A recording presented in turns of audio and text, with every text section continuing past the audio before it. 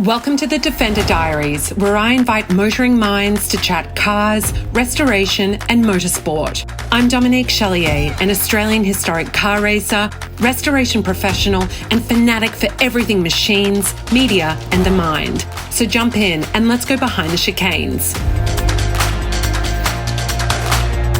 G'day. Hello. Nik. How are you going? I'm going well. Here we are in Castlemaine. Or is it Castlemaine? Oh my gosh. Castlemaine. There's a couple of ways of saying it, isn't the there? locals say Castlemaine. Do they? Yes. Do you consider yourself a local now? Probably in another 50 years' time. Yeah, okay. Hope I live that long. That'd be good.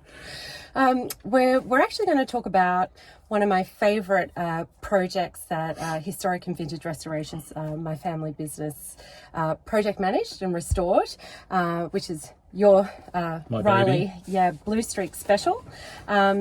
But I think just before we get into that, it might be nice to introduce this little stunner out the back hanging out there. Can you tell me briefly what we've got here? You didn't even know that was there, did you? That's the next project. That's Series 2A, 1968. It's a 109 Ute. Yes. So, that's going to be the next project. How long have you had that one for? Probably a couple of years. Okay. Yeah. And what are you going to do? Full resto on that one? That's the aim. That's the aim. Another big one. Yes, yeah. Are you going to... I love the restos. Yeah. Cars, houses. Yeah. I was going to say, you're going to put your own personal touch on that as you did your Riley, which we're going to I'd like to just bring that back to an original old Land Rover. Yeah. And use it on the property as a workhorse? Yes, definitely. Wow. No rest for you, pretty girl.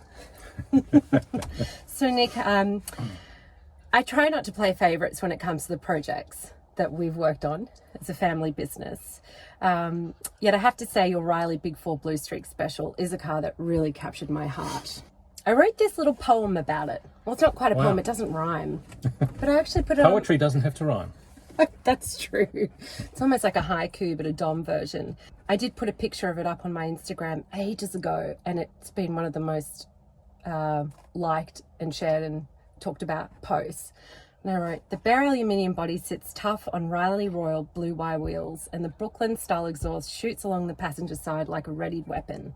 The pre-war 2.5 litre 4-cylinder Big 4 engine, built by Chris, sounds fierce and responds well to pedal stamping. Yes. Certainly does. Yeah.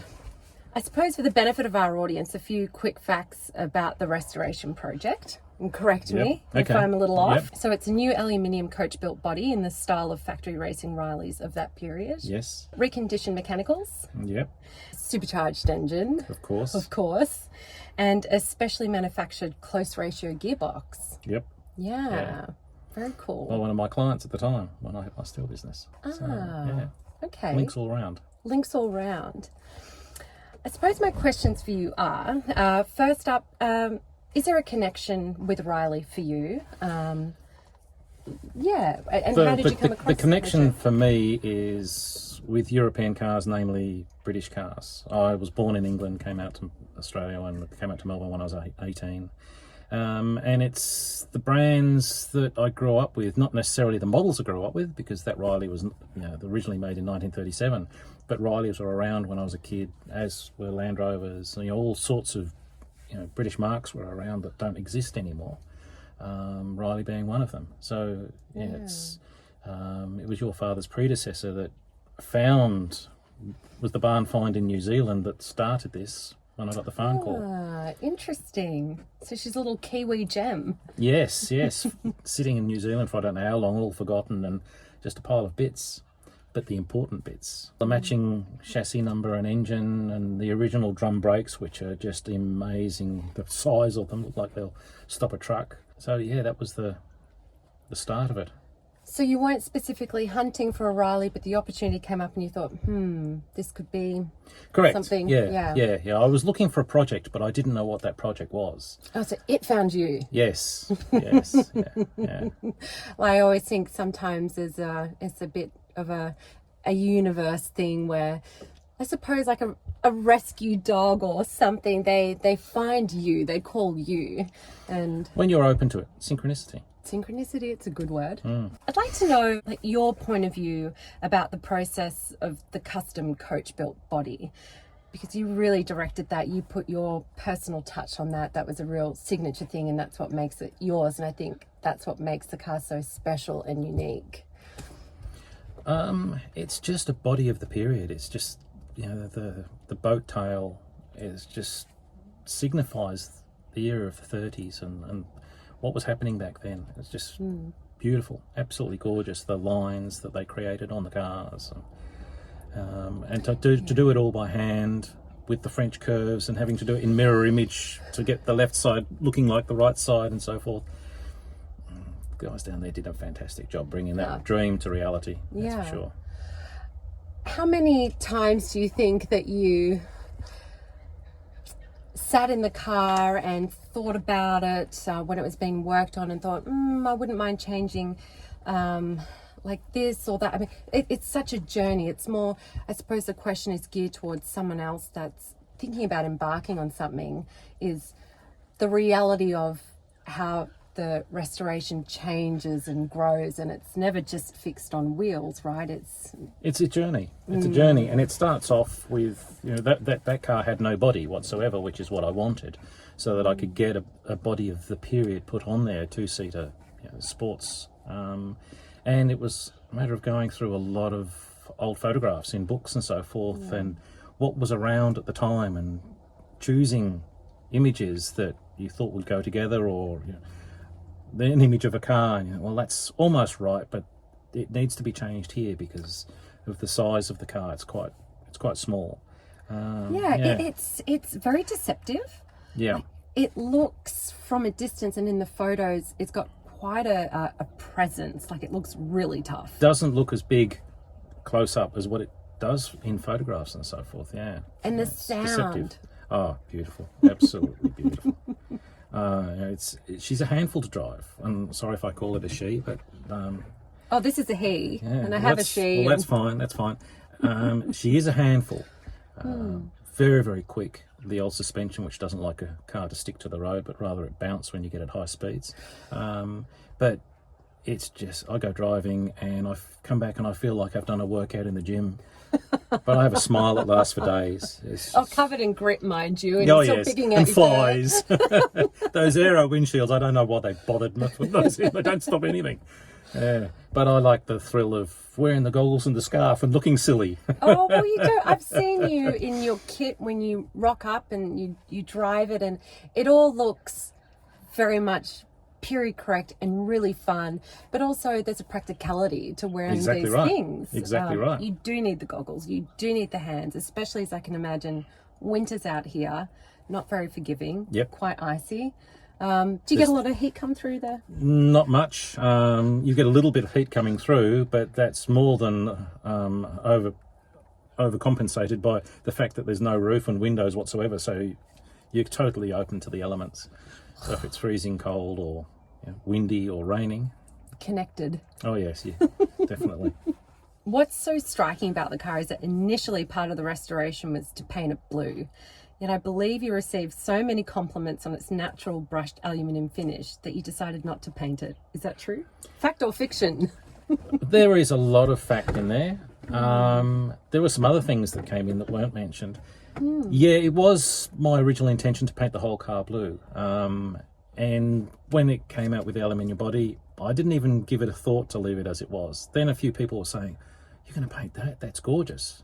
Well, yeah, actually you might be right. So I thought about it for a while, but what really changed it for me was where the aero shields are. There's still some scored lines in the aluminium where the marking out was done to work out the centre and where things should be positioned. Then there's just these tiny, faint little lines now, which if I painted would go. And that's part of the manufacturing process and the birth of that car. And I couldn't lose that. It's beautiful.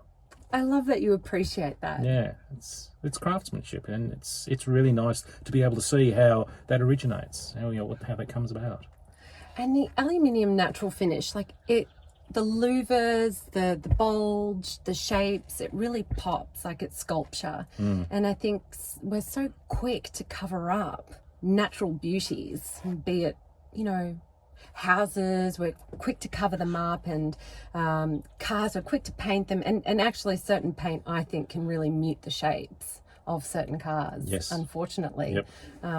It's interesting that you agree with me. I mean, there are some classic cars that I think, oh, that paintwork, it's not quite right for that shape. Or you see it in a different colour and you're like, wow, it's like a completely different car. But it is what it is, you know?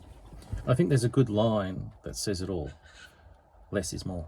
It's just as simple as that, isn't it? Yeah. In a dream world, if you could take your Riley and race it anywhere or drive it anywhere or participate in any event worldwide in any era. Oh, in any era now. Anything. Any era now. Where would you go? What would you do? Gee, any era. Well, it would have to be back in the Bentley Boys era. They're the races I'd love to have seen. It may have been just going around an aerodrome, which it is now, but it's the cars. They all looked different.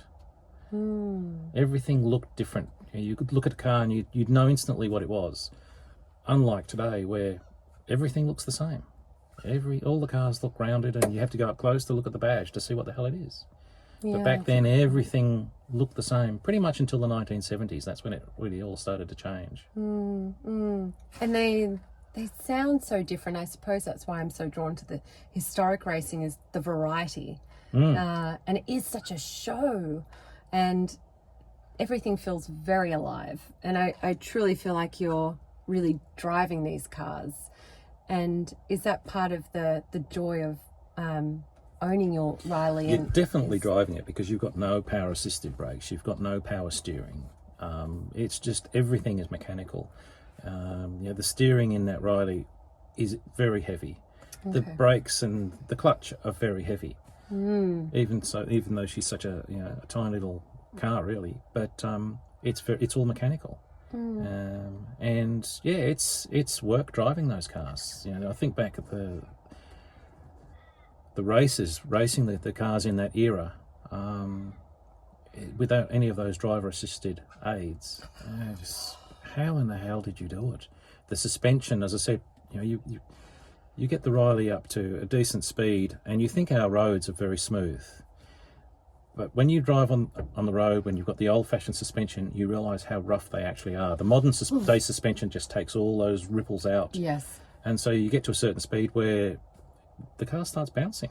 And you're like, oh. Yeah, that's right. It's scary. You feel all right at this speed, and then you just ratchet it up a bit more, and then the bounce starts. It's unnerving. Yeah. Unnerving. And to think that they were racing those cars in those conditions. And in the wet. True. It's a fair weather car because there's no roof. It says everything for their courage and their skill back then. The bravery. Yeah. I feel like in that era it was ride or die, and it was in the backdrop of everything going on socio-politically and the war, and it was just what people did. It's really, again, another segment we could talk about until the cows come home. I think there was definitely a different era. mindset back then as regards life and living life to live. I love that. That's very poignant. There's a lot of the soul and the character of old cars that really appeals to me. And actually, as a female, I'm not alone in that. A lot of females I know are very interested in it, and the driving experience, because it's so visceral. Now, I'm actually not quite sure about this with you, but in terms of like offering some advice to younger people willing to and wanting to break into vintage car ownership, who might be a little bit intimidated by the mechanical aspect. I don't know how much mechanical training you ever did, or any of that. Any tips for someone to... Big fat zero. I'm a Luddite. Oh, that's okay. I'm a metallurgist by training, of all things, but the mechanics get me out of here. I have friends that come around and tinker with my car. Say, "You get out of the way. I know what I'm doing." It's just okay. I'll hold the hood for you, or whatever it is. I'll go and get the socket set. I know nothing about mechanics, nothing whatsoever. And that's not really what interests me. I just love the beauty of those cars. I can appreciate the skill that went into building the car and working it all out. And the fact that you're not just sitting in an armchair steering, which is nice for a day-to-day drive, but for something to enjoy, I want to feel that I'm alive. I want to feel that I'm part of that car, and the old cars do that for you. I don't think modern cars do it unless you're going at a hell of a speed and you're breaking the law anyway. That's true. It's never really been about speed for me either. No. It's everything that you've beautifully expressed. It's the journey, not the destination. That's it. And corners. Yes. Yes. How fun Any are corners, corner. chicanes. Yes, definitely. Which is why I like the European and the British cars, because they were built to go around corners. Yeah. It's all well and good to have a car that goes really fast in a straight line, but a straight line only goes for a certain distance. Then you come to a corner.